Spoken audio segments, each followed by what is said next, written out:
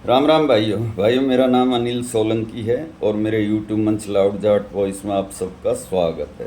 दोस्तों, कुछ लोग राजस्थान के उभरते हुए नेता हनुमान बेनीवाल को फेसबुक पे मतलब सोशल मीडिया पे गाली बक के अपने आप को बहुत बड़ा सूरमा, बहुत बड़ा वॉरियर, बहुत बड़ा योद्धा समझ रहे हैं। ऐसी फीलिंग ले रहे हैं जैसे उन्होंने पानीपत की लड़ाई जीत ली हो।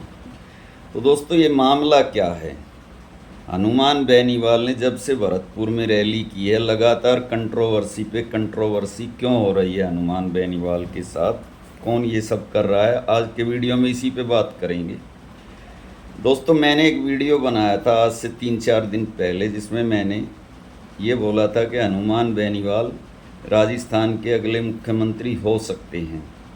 तो कुछ लोगों ने मेरा भी मजाक उड़ाया और मेरे को ये कहा कि राजस्थान में मुख्यमंत्री बनने के लिए 100 से भी ज़्यादा विधायकों की ज़रूरत होती है और हनुमान बेनीवाल के पास इस समय 0 विधायक है।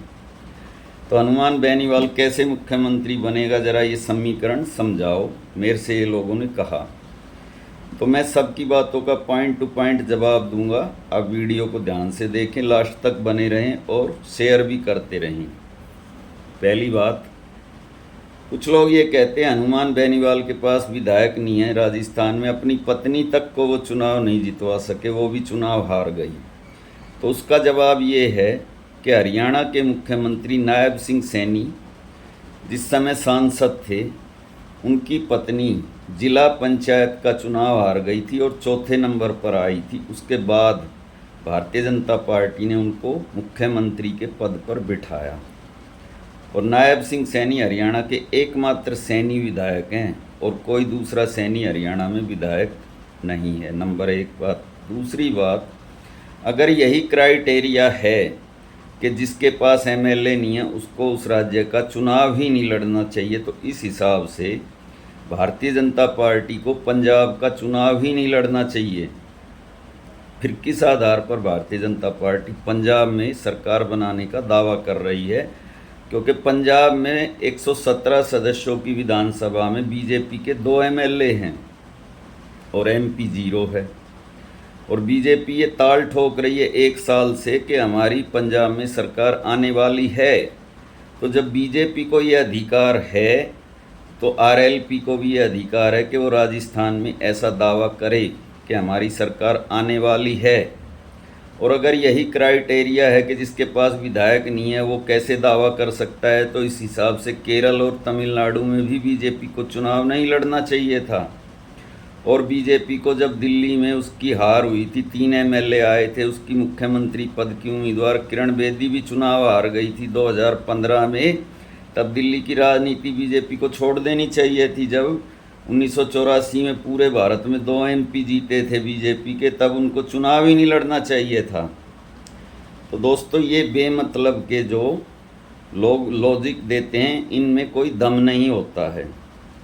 दोस्तों, 1987 में हरियाणा के अंदर जब ताऊ देवीलाल ने अपनी पार्टी बनाकर लोकदल और चुनाव लड़ा था, तब उनका भी लोग ऐसे ही मजाक उड़ाते थे कि ये अनपढ़ आदमी है, 8 क्लास पढ़ा हुआ है, इसको नॉलेज कुछ नहीं है। कांग्रेस वाले कहते थे ये बात जब ताऊ देवीलाल ने लोगों को ये कहा कि अगर मेरी सरकार बनी तो मैं बुज़ुर्गों को 100 रुपये महीना पेंशन दूंगा।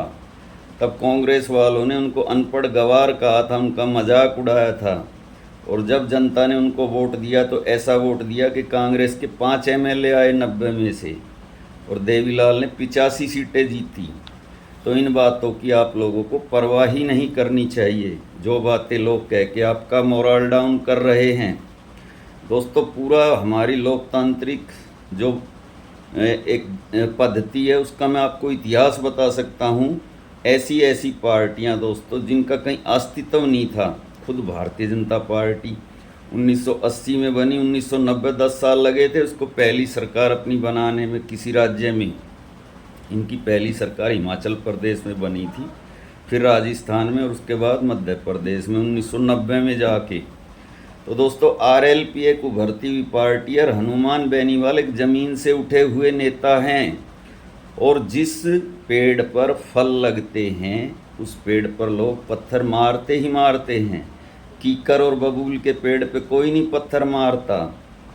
और जो लोग ये कह के हनुमान बेनीवाल का मजाक उड़ा रहे हैं, उन लोगों से मेरा एक सवाल है। मैंने पिछले वीडियो में ये बात आपको बताई थी कि राजस्थान में 85 सीट ऐसी हैं जिन पर जाटों के वोट काफ़ी अच्छी संख्या में हैं।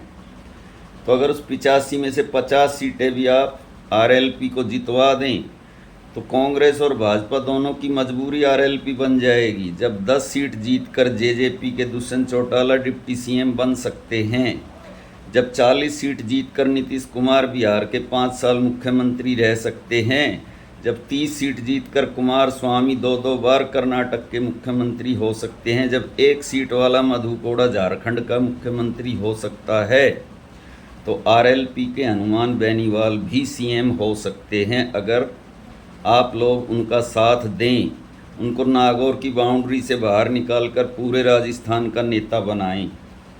अब दोस्तों आप क्रोनोलॉजी समझें। जब हनुमान बेनीवाल भरतपुर में गए, भरतपुर में रैली करी, वहाँ पर भीड़ इकट्ठी हुई, तब कुछ लोगों के कान खड़े हो गए।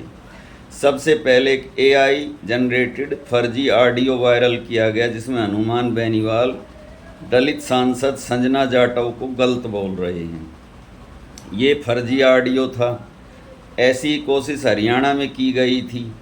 भूपेंद्र हुड्डा का नाम लेकर एक गवार आदमी से शैलजा बहन जी के बारे में अपशब्द बुलवाए गए थे। ये दलितों और जाटों में फ्रैक्शन डालने की एक चाल है। फिर अगली बात क्या की गई? अगली बात ये की गई कि हनुमान बेनीवाल के काफिले में एक टैक्सी घुसी और आरएलपी के कार्यकर्ताओं ने उसके शीशे तोड़े। और फिर आरएलपी की छवि बनाई गई कि देखो ये गुंडों की पार्टी है, अगर सत्ता में आई तो ये गुंडागर्दी करेंगे। दोस्तों ये आखिरी हथियार होता है कि राष्ट्रीय पार्टियों का किसी भी राज्य में जब क्षेत्रीय दल उभरता है तो उस पर 3-4 इल्ज़ाम ज़रूर लगते हैं। नंबर 1 गुंडों की पार्टी, नंबर 2 एक जाति की पार्टी, नंबर 3 एक परिवार की पार्टी, और नंबर 4 भ्रष्टाचार का आरोप लगा के उसकी छवि को धूमिल किया जाता है, जैसे केजरीवाल की छवि को धूमिल किया गया। लेकिन आप लोगों को विचलित नहीं होना है। अभी जिस लड़के ने हनुमान बेनीवाल को गाली दी है उसको दाढ़ी मूंछ तक नहीं आई है, लेकिन उससे गाली दिलवाई गई। हनुमान बेनीवाल जी को गाली दिलवाई गई है दोस्तों। लेकिन इस गाली से आपको बिल्कुल भी विचलित नहीं होना है। आपको अपनी मुहिम को जारी रखना है। और वो मुहिम जारी कैसे रहेगी ये मैं आपको बताता हूँ। आपको राजस्थान के जितने ज़िले, जितनी लोकसभाएं, जितनी विधानसभाएं हैं और जितने बूथ हैं, हर बूथ लेवल पे अपने कार्यकर्ता बनाने हैं और 36 बिरादरी के बनाने हैं। ये जो आप पे ठप्पा लगाने की कोशिश हो रही है कि आरएलपी ओनली जाटों की पार्टी है, इस छवि को आपको धोना है। आपको अपने कार्यकर्ता 36 जाति के बनाने हैं और टिकट देते टाइम भी ये ध्यान रखना है कि जाटों को कम से कम टिकट दो, अन्य जातियों को ज़्यादा से ज़्यादा टिकट दो।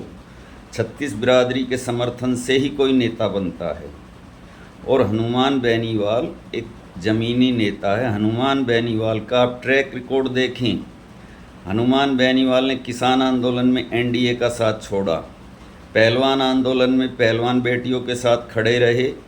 जब हमारे पहलवानों पे लाठीचार्ज हुआ और उनको डिटेन किया गया, हनुमान बेनीवाल जाके उनको पार्लियामेंट स्ट्रीट थाने से छुड़वा कर लाए थे।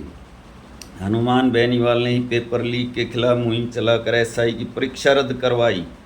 और हनुमान बेनीवाल वो शख्स है, जब पार्लियामेंट में कुछ असामाजिक तत्वों ने घुसकर जहरीली गैस छोड़ी तो हनुमान बेनीवाल ने अकेले ने उनको पकड़ लिया था और सुरक्षा कर्मियों के हवाले कर दिया था।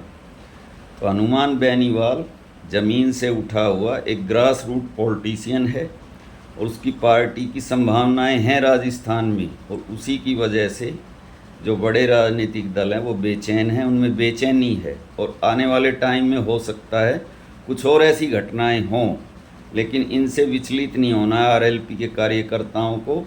जैसे उस लड़के ने गाली बकी है, उसको जवाब में गाली नहीं बकनी है, कोई हिंसा नहीं करनी है। जो ट्रैप वो बिछा रहे हैं उस ट्रैप में आपको नहीं फंसना है। तो दोस्तों कैसा लगा आज का वीडियो कमेंट करके बताना। अच्छा लगा तो अपने ग्रुप में शेयर करना, लाइक करना, कमेंट करना, चैनल को सब्सक्राइब करना, ज्वाइन करना। तथा जो भाई मेरी आर्थिक मदद करना चाहते हैं वो कृपया करके इस QR कोड को स्कैन करें।